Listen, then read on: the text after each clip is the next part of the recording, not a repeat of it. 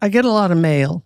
Yeah. And sometimes from even teenagers because they see our show in reruns and so forth. But the things that make me the happiest is when somebody would say, we weren't feeling well, and we saw Tim Conway and Harvey break up and do this and watch a show.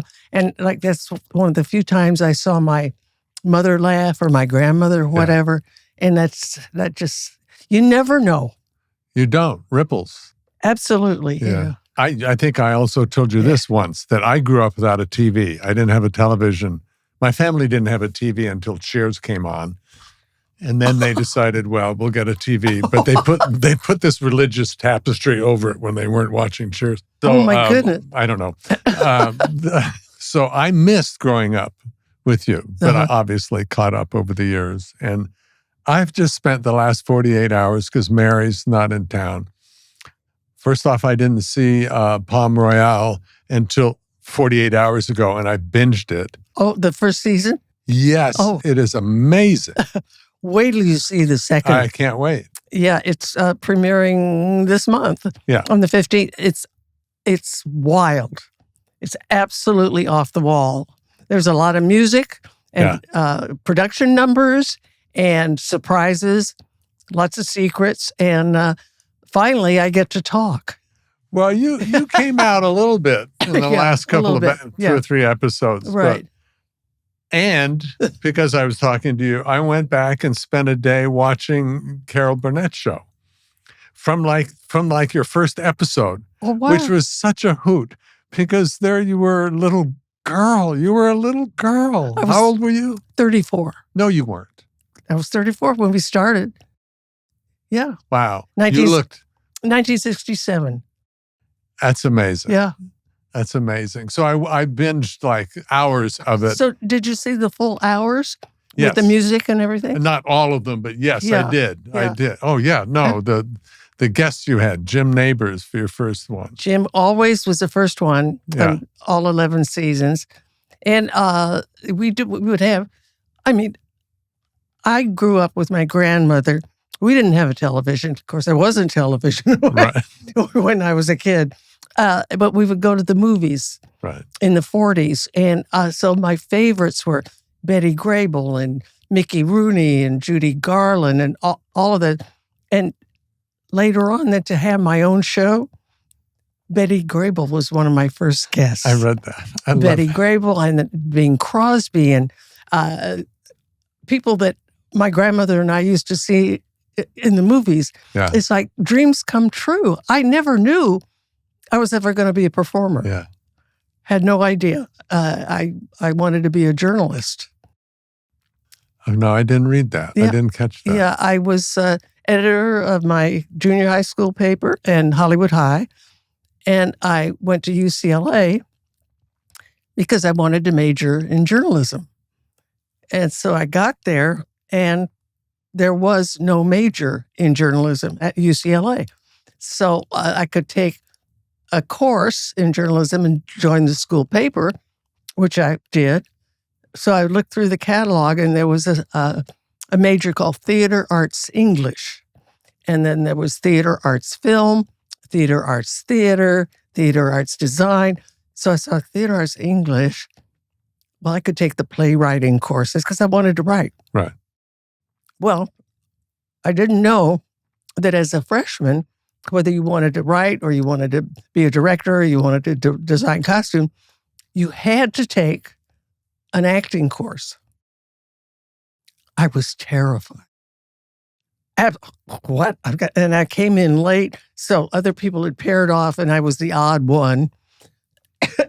And I had to, the teacher gave me 2 monologues. She said, okay, pick one.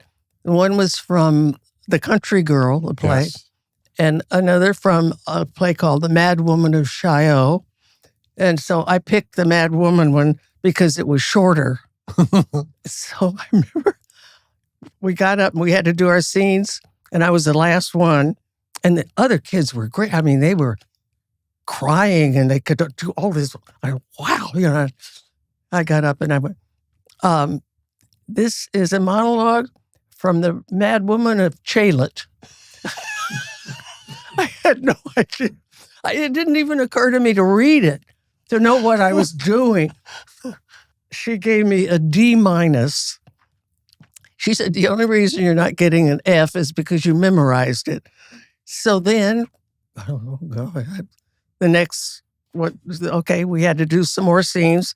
And I teamed up with this guy named Dick DeNewt was his name. And we did a scene from Noel Coward's Red Peppers, and then we sang, Has Anybody Seen Our Ship, the HMS Peculiar?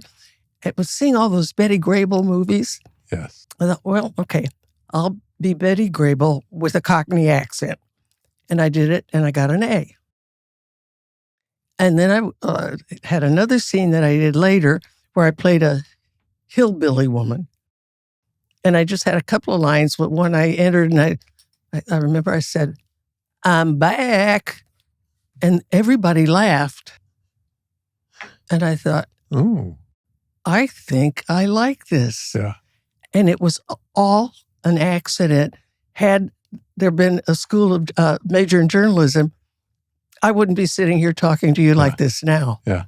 You know, it was just like, and all of a sudden I thought, I want to do this. And then later, a guy came up to me on campus from the music department, said, can you sing? And my mother and I used to sit in the kitchen and play the ukulele and harmonize, but I never really. So he put me in a chorus of South Pacific. Having seen your acting scene or no? Yeah. Yeah. He said, but can you carry a tune? Can we interrupt just one second? I didn't know whether you'd be, need a little refreshment or not, but this is Kenzo Han. Oh, no. This is your very own cause mistake. Where did you get that from? He went to the grill. Oh, no. And found out everything about them. And he's a professional and one of the best. That's hysterical. Thank you. Thank you so much. Really appreciate that. That is funny. Oh. Now, you don't have to if you don't want to, but it is there as a symbol of love and appreciation. Well, I have to do this. Oh, okay. Me too. Cheers. Oh, God, that really is good, y'all. That really is lovely. Good. We'll get back to that in a minute. Let me just do my one little teeny story that's very similar, which was hearing a laugh is what I wanted to be a basketball player. I went to Stanford. There was no way I was going to be a basketball player. I was not good enough, but it was my dream. Very sad. Asked the girl out, would you come have coffee with me? She finally said yes. Halfway through the first cup, she said, I have to go to an audition. I thought she was making it up. But anyway, I went with her. And to stay in the room, I had to make something up because it was a Bertolt Brecht play. Ooh. And I just made something up and I heard someone laugh. And it was just like, oh. Hello. It's not basketball, but this is wonderful. Right. Wait, so back to you. Somebody comes and says, can you sing? Yeah. And I said I could carry a tune. And it was a musical comedy department at UCLA. And so they were doing a scene from South Pacific. And this wonderful girl was playing Nellie Forbush. And I was one of the nurses. And she was singing, I'm going to wash that man. Yeah. Well, I got so brave, I started to belt, sing loud. And I had never sung loud in my life. And he said, wait a minute. He said, I'm taking you out. You're too loud. I said, I'm sorry. He said, but I want you to do a scene where you play Adelaide in Guys and Dolls, where she sings Adelaide's Lament, where she has a cold. Oh, what is some of the lyrics? A person can develop a cold. Yeah. Oh, yes. Yeah. Sorry. Yeah. And I said, well, if she has a cold, and if I hit a clam and it's not good, I can blame it on the fact that she's got a cold. So I sang that. Yeah. And it went great. And I was hooked from then on. And was it at that period where somebody saw you, a couple, and said, in essence, we want to back you? Well, the musical comedy department, there were 9 of us in it. And our professor, Dr. Popper, and his wife were going to San Diego for a party, black tie affair. And he said, you know what? Instead of you just doing the scenes, at UCLA, why don't you kids come down and be the entertainment for the party and I'll grade you? Well, okay. So went down and I'm living with my grandmother. Mm-hmm. And our rent was $30 a month, $1 a day. And we could barely afford that. We were poor. Anyway, so we all get down to the party and we did about 6 scenes. I did a scene from Annie, Get Your Gun. And then afterwards, I went to the hors d'oeuvre table and I have a purse and I'm stealing hors d'oeuvres, wrapping up to take home to my grandmother. And there's a pat. I'm busted. And it was this gentleman and his wife. And he said, what do you want to do with your life? And I said, well, someday I want to go to New York and be in musical comedy on Broadway. Why aren't you there now? I said, well, I'd like to, but I'm worried. I'm trying to save enough money. And he said, I'll lend you the money. And I thought it was the champagne talking. Right. And his wife said, no, he means it. He gives me his card. And he said, be in my office Monday morning. So we got down there, 9:00. He had a big office in La Jolla.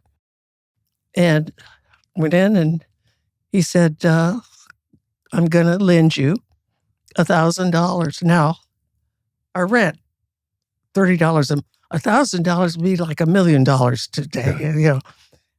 I couldn't believe it. And there's stipulations.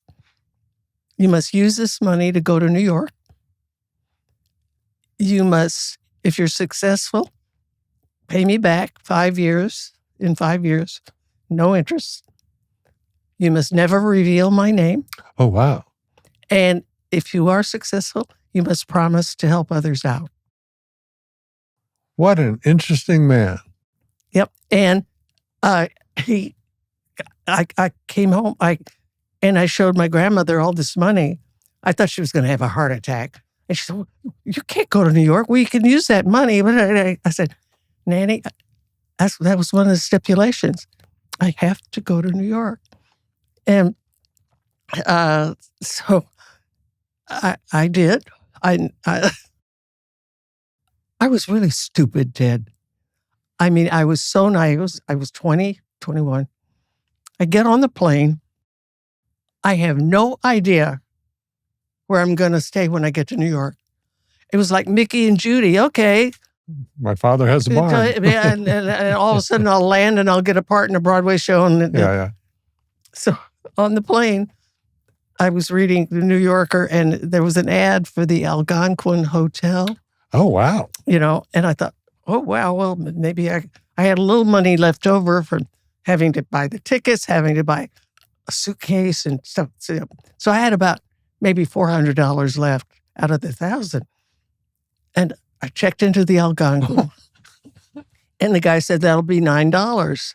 And I said, for the week? He said, no, for the night. $9 when our rent was $1 a day. Yeah. I thought, oh my God, that's okay. Anyway, so I had a room, and it's the first time I had ever slept in a bed. I always slept on the couch with my grandmother. We had one room. There was a bed and a closet. I used to hang my clothes on the bathroom shower rack. I would always go to school a little damp. So anyway, so I was like, oh, wow. And then I called home and my grandmother started crying, come home. Yeah. I just got here, and all right, you're going to be dead in a week. Your blood's too thin. That's hello. Anyway, so I hung up and I turned the radio. It started to rain. And I always loved rain. Not torrential, but rain. Turned on the radio. Started rain. I swear to God, it said, Hurricane Carol is hitting New York. That's great. August 1954. Look it up. That's amazing. And I thought, well, there's some kind of a sign. And I had one phone number in my wallet. And it was of the girl who was the lead in the South Pacific scene. She'd come to New York. She was ahead of me a year early and said, if you're ever in New York, here's my phone number. And was she So I called her. making it? Oh, no, I called her. She said, where are you? I said, the next morning I called. Oh my God, get out of there. What do you come up here? Where's here? She said, come up. I live at the rehearsal club on 54th Street. And it was a club for young women interested, want to be in the theater.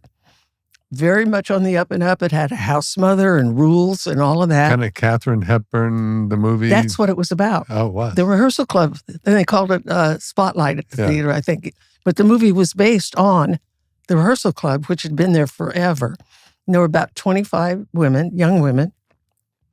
And Miss Carlton said, well, you're in luck. We have one cot available. And there was a big room, and it was called the transit room. And there were 5 cots.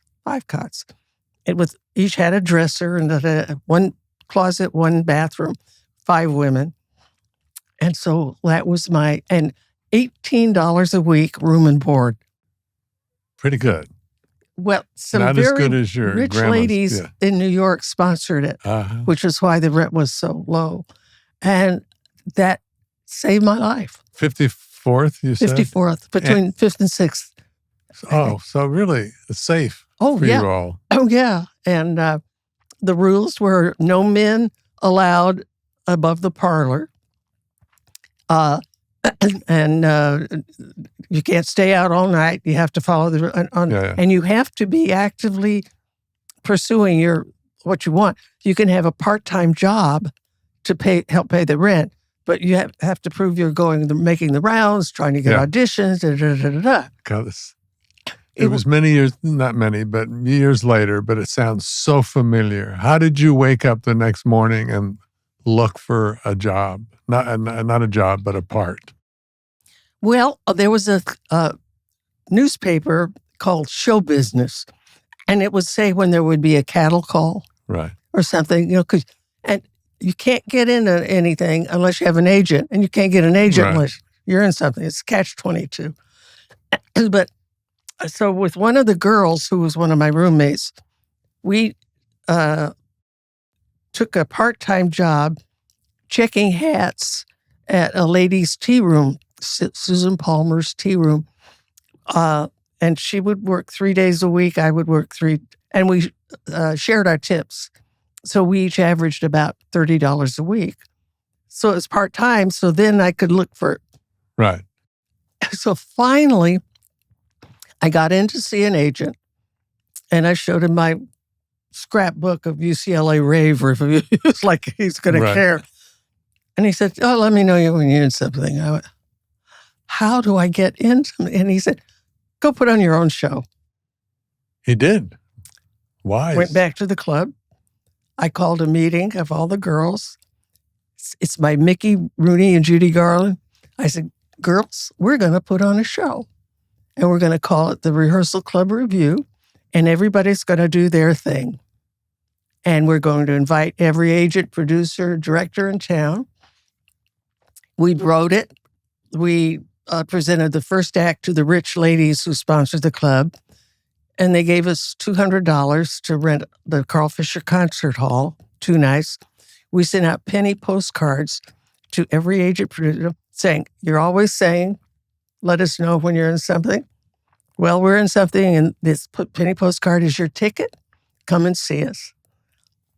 We did it, put on a show, and 3 of us got agents. That's fantastic. But it's the movies that, when I was growing up, they were never cynical. Yeah. It was always the good guys made it. You want to put on a show, you'll wind up on Broadway. It was like nothing was impossible. I remember having an acting teacher saying, this is a really hard, my first acting teacher was at Stanford, and before I transferred to Carnegie Mellon, And he was an upset actor who became a teacher because it didn't quite work out. And so he had this negative thing. And I remember out of nowhere, with no, license to be saying anything, said, "Oh, you shouldn't say that. There's some people here who really want to become actors. You shouldn't be negative." Right. You do make your way. That's right. Yeah. I remember falling in love with you. Now we're going to get down to it, by the way. In Body Heat. Yeah. I have to say you were my favorite person in it. Everybody was great, but you, when you were dancing. The dancing got you. And I waited to see who is, and it said Danson. And I thought, that's perfect. Yeah. But you fractured me in that movie. That was a long time ago. We have to just stop for a minute because part of me right now is pretending to be a podcaster, but I'm just going, I can't believe that I'm sitting here talking to you, Carol. Come on. No, for real. And that night, I for those of you who don't follow the awards, I was given the Carol Burnett Award at the Golden Globes. I was sick as a dog. I think you did know that. Yeah, because we kind of stayed. You wouldn't let me hug away. you. Yeah. But I was on steroids, which I highly recommend for a good time. I was just on top of it. But I remember saying something in my kind of prepared remarks about you, and you shouted from the table, "I love you!" And it's like something that was a moment that, you can't. Well, I meant it, and anyway, I mean it still. I know, and I know because I do believe you, and you've made it. You were very sweet and very clear every time I see you. But I love you so much, Carol Burnett. Oh. Let me ooh and ah for a second while we're into the compliment phase. Your performance, Norma, is amazing. Well, thank you. And you do get big. Well, I'm assuming you got huge laughs. I was laughing out loud, and I was just studying it and looking. And you would do one little thing because you were in a coma. Yeah. But you would get laughs from me in the middle of your coma, and then it just kept building. One of my favorites was "fuck." Yeah.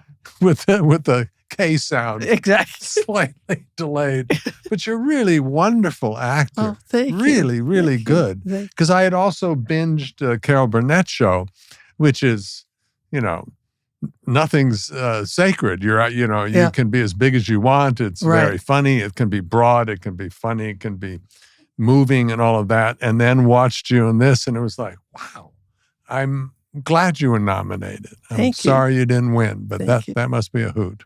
Yeah. It was a good gig. Yeah. It still is. Oh, yeah. But I had to laugh when they called me to do it. I said, well, you're going to do this series. This was 2 years ago. And I said, well, who's in it? And he said, Kristen Wiig, Allison Janney, Laura Dern, Ricky Martin. I said, stop. I'm in. I don't care what you want me to do. Yeah. I'm in. I want to lock eyeballs with those people and get in the sandbox and play. And they said, well, in the first 4 or 5 episodes, you're in a coma. I said, oh, okay. So I'd get up, go to the motorhome, get in the car, and go right back to bed. Yeah. Just lie there for all day. It was, as I said, it was a good gig. It's really a wonderful performance. Clearly, you get you. Thank you. You make progress through your coma. Well, I probably shouldn't do. Some people haven't seen it, so I won't do a spoiler alert. But you get to be take on a lot of wonderful things as your coma and be with some wonderful people. You know what I loved too was watching Laura Dern and Bruce Dern. Yes, her father. and their scenes. That's sweet. So sweet. He's a lovely actor. Yeah. And, unfortunately, her mother died yesterday, Diane. Yeah. And Laura was with her.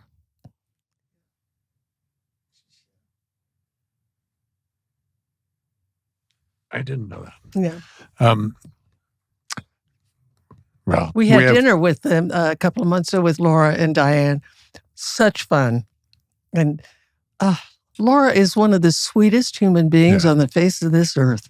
Yeah, she is. She is just wise, a dynamo, soulful, and she gives. She in the middle of everything that's going on into her life, she let us honor her in New York for the Oceana event. Oh, that's wonderful. And when you get honored, it usually means people are making use of your fame to help raise money. So it's lovely, but it's also work. And she was so generous and sweet. Yeah. Yeah. Just a moment about Diane.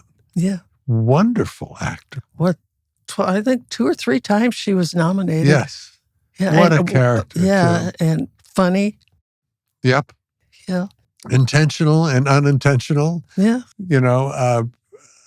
She was, I'm so sorry. I feel like we should be celebrating her, but there'll be time for that. That's very sad. Here's to Diane. Yeah, to Diane. Yeah. Yeah. Much love. Yeah. Thank you for telling me that. Anyway. Yeah. I'm sorry that I threw you with that. No, I'm glad you told me. And I think it's very sweet to be saying how wonderful. Partially, I'm going to imagine that Laura's such a good actress. She had 2 wonderful actors, Bruce. She sure and inherited Diane it. Ladd, It's in her DNA. Yeah. Yeah. Yeah. Yeah. And I loved doing scenes with her. And there's a major spoiler coming up in the next second one? season. Yeah. Oh, fantastic. Yeah. That's really a great show. And I can't wait to see the next one. Well, and the costumes. Vicky's in it. Yeah. I think that was in the press. Yeah, you can so tell that's that. Okay. I can't say who she's playing, but I can, because they don't want me to do spoilers, you know. But yeah, it was so great because last year, when we knew we were going to have a second season, I planned on calling Abe Sylvia, who's the creator and the director of Palm Royale, to ask him if you think there might be something for Vicky in the second season. Yeah. And before I could make that call, he called me and said, I'm thinking of hiring Vicky. Would you like? Are you kidding? I can't believe it. I was going to suggest it. So we were on the same page. Yeah. And it was such fun to see her and be with her again. Yeah. There were a couple of other people that were mentioned in the new cast, which lends to the singing and dancing thing. Patty LuPone. Yeah. Yeah. And John Stamos is in it, and he's got a very funny scene. He is very funny in this. Yeah, he's a lovely actor, too. Yeah, it's a great cast. Yeah, that's great. Ricky Martin couldn't be sweeter. Sorry, I didn't realize Ricky was such a good actor. He's very good. He's fantastic. And he's very kind and sweet and unassuming in a sense. In life, because he was that way in his performance. In life. Well, that's pretty good that he can take who he is and make it stay there when he's acting. His character is probably the sweetest one in the whole group. Yes. Everybody else has got problems. There are a lot of secrets. A lot of stuff going on. Then it's very gossipy and it's funny. Yeah. So the mean-spiritedness is funny because they're over the top mean, and silly. But it's subtle. Then it also moves into this very moving, touching area too. For all of these people you had chalked off as just mean, you go, oh, wait a minute. Well, that's the fun of the second season. You start to find out why people are behaving the way they are, and in a way forgiving them. Yeah. It's really good writing. I love the whale stuff. Who could come up with that? I don't know. Fell in love with a whale? But you buy it. I know. Yeah. Yeah. Allison Janney is wonderful. Allison and I, we were very close. We wordle. Oh, well, you're talking my language. Mary and I wordle every morning. Do you use spelling bee? We do Wordle, we do connections and spelling bee. That's Brian and me. That's what we do. Your marriage will last. We start with connections, and then we go to Wordle, and then we go to spelling bee. Which, truthfully, after having gone through the other two, is my favorite. Spelling bee, I do love. I do too. I love spelling bee. Now, here's what you probably don't do. Mary and I do it together. So do Brian. Oh, good. See? We tag team. Yeah. Yes. Oh, It's yeah. much more fun. Oh, yeah. Oh, Yeah. absolutely. I think maybe, I'm not sure, but we may have the record of getting it in one try. That only happened to us once when it was our word that we always, do you use the same word? Oh, well. We change every time. Brian comes up with a different word every day.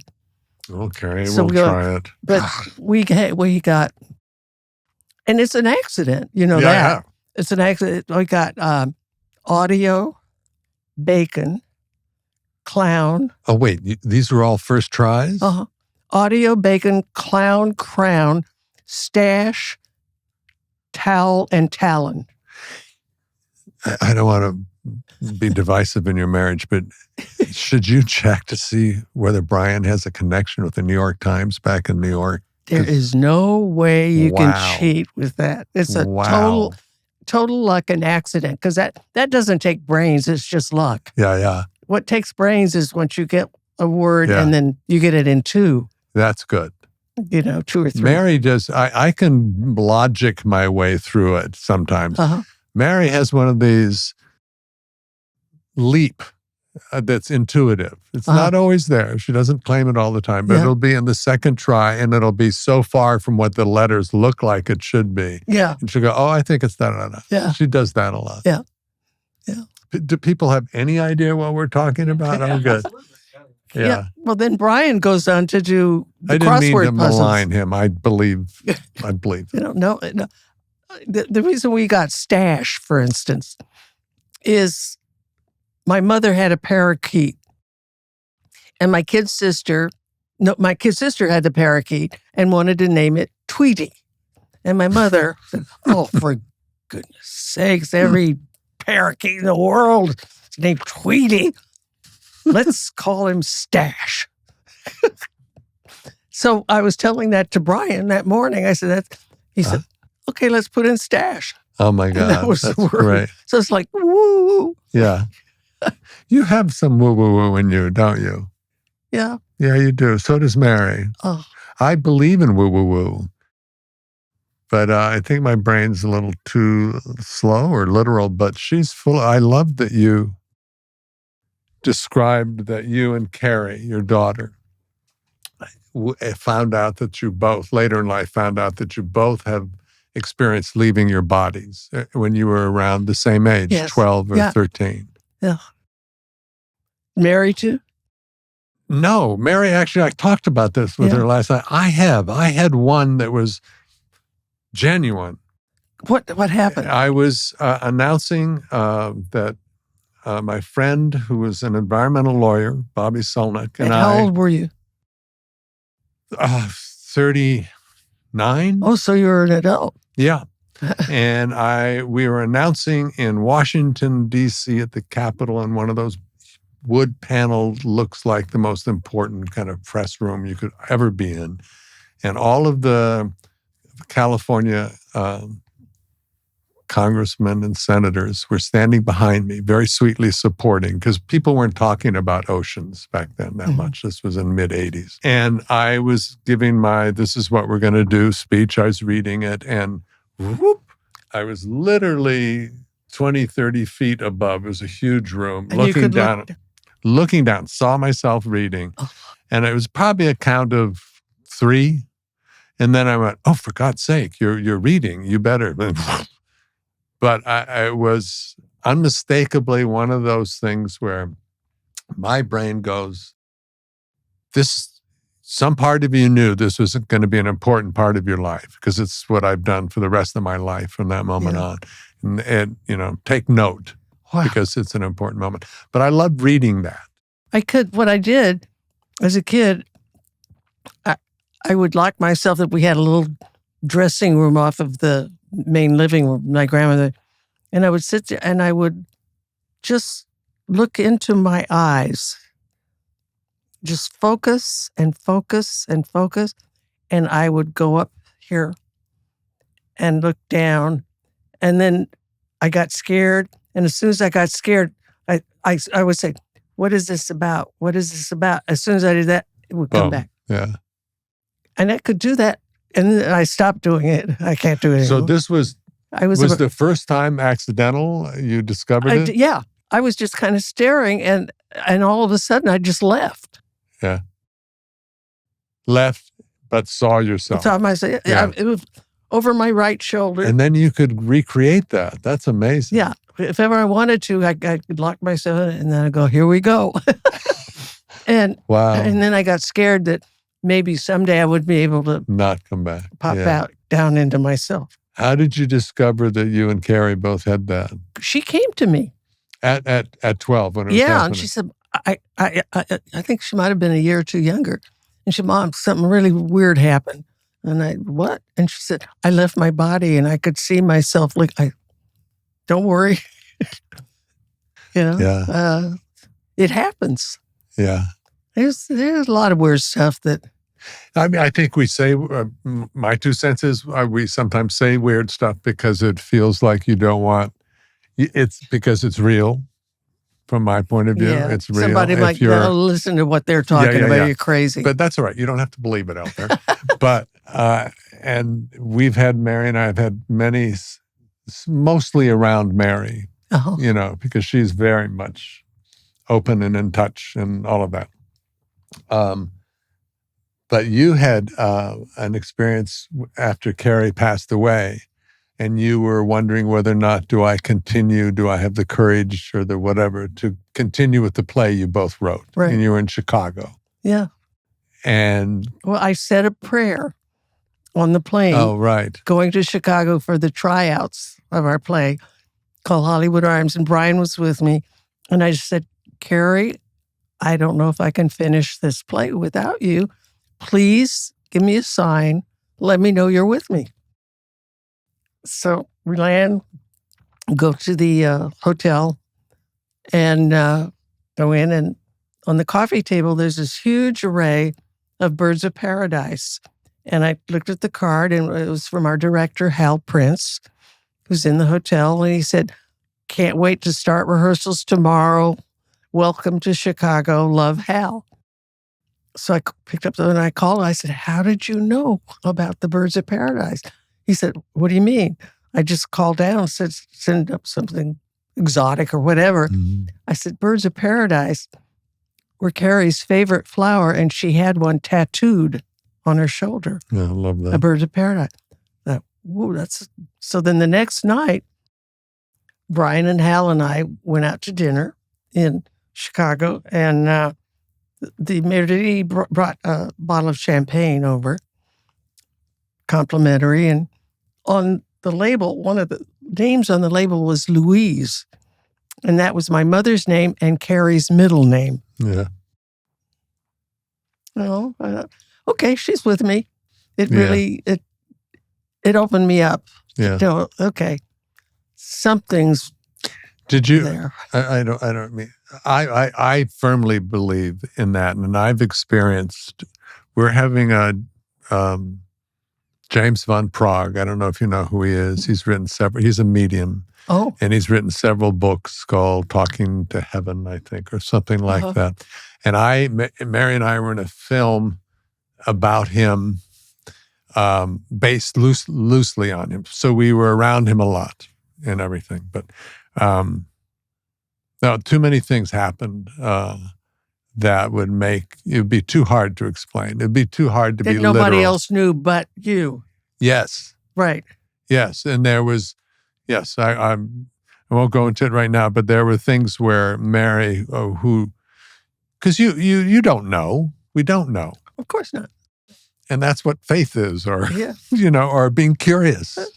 And but it'd be too hard to try to explain it away as some literal thing. Exactly. Oh, I see what happened. Yeah.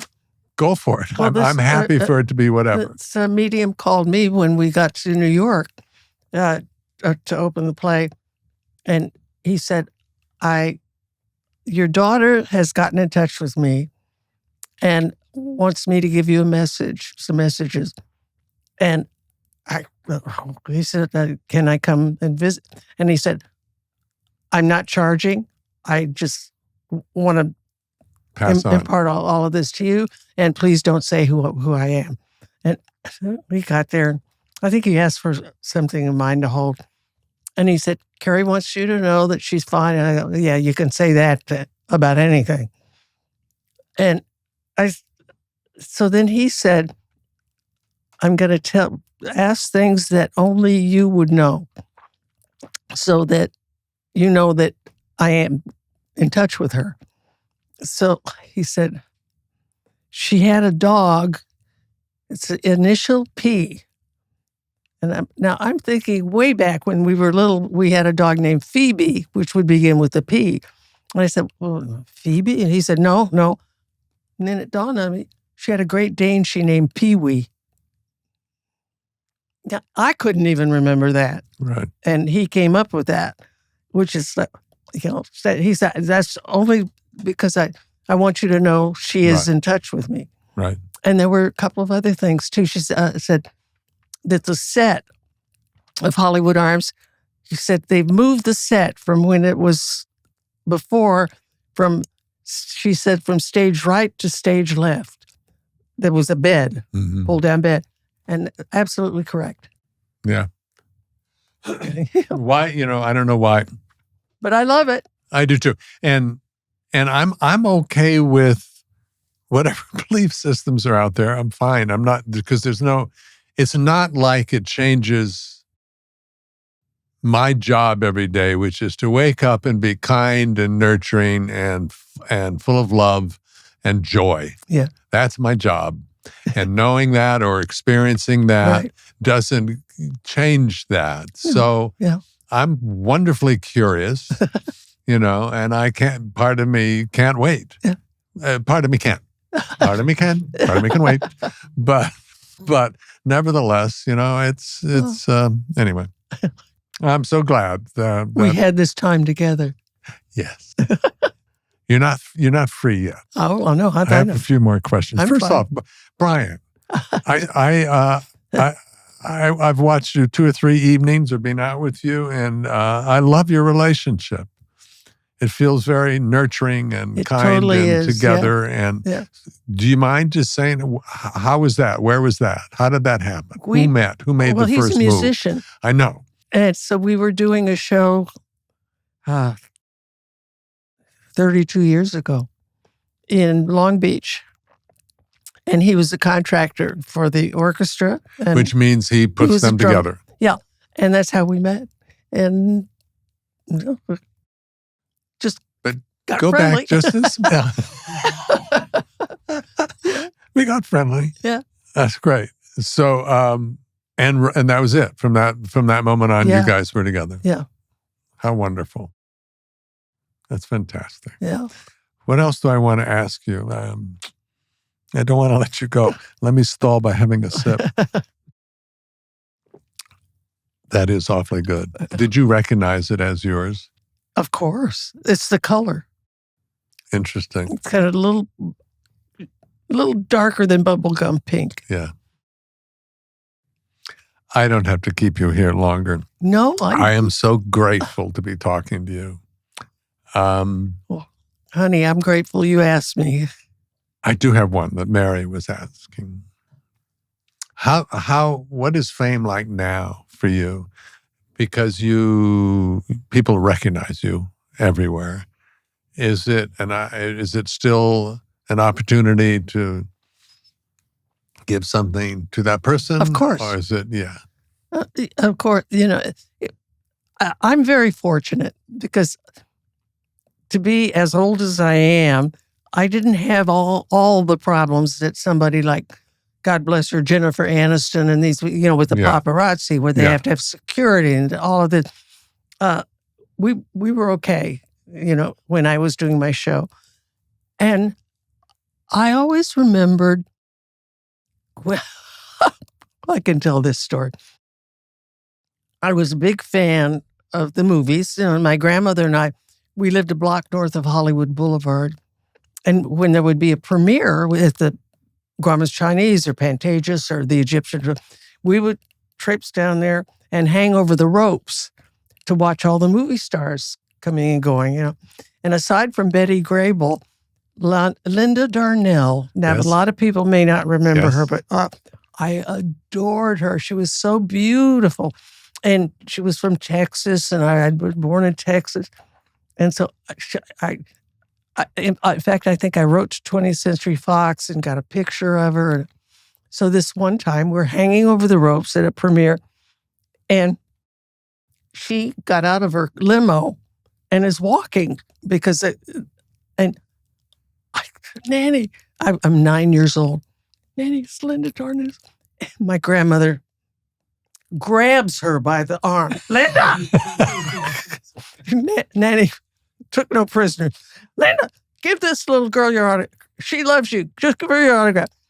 Well, she couldn't have been sweeter. And she said, what's your name, sweetheart? And I told her, and I'm looking up at her. And I noticed that her nostrils didn't match.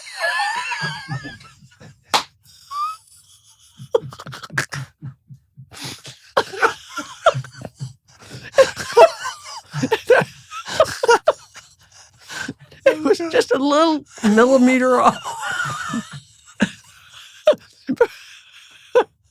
That was her only flaw. Right. But I do remember how sweet she was. Yeah. And that means so much to, people who are nice and they come up and say, we watch your show and we love it. Yeah. Would you mind taking a picture? Or if they're very sweet and not pushy, I'm very happy to do it. Yeah. And especially with little kids. Yes. Because from Annie and from reruns and stuff, a lot of little kids reckon, and they couldn't be sweeter. Right. Yeah. I got because of The Good Place, which I did about 5 or 6 years ago with Mike Schur, and it's just a wonderful show. It's very bright, and each new group of young teenagers, that 12, 13, 14, coming up, watch it because their parents, remember watching it, kind of thing. And it's just so sweet to have people come up to you and to say, you made me happy when I was sad. Yeah. As really we said lovely. before, you never know who you're gonna reach and how. I had a stupid thought, but the memory of my stupid thought is very vivid. I said this, and it sounds so lame, actually. We'll cut if it's too lame. I want to shake hands with everybody in the world. Was a thought I had. Now, I don't really, but I want to greet and say hi. We are all one. To as many people as I possibly can. I really like that idea. Why I'm doing these podcasts is I did it with Woody. It started off with Woody. You'll notice this sometimes. You would love him, or maybe you do know him and love him.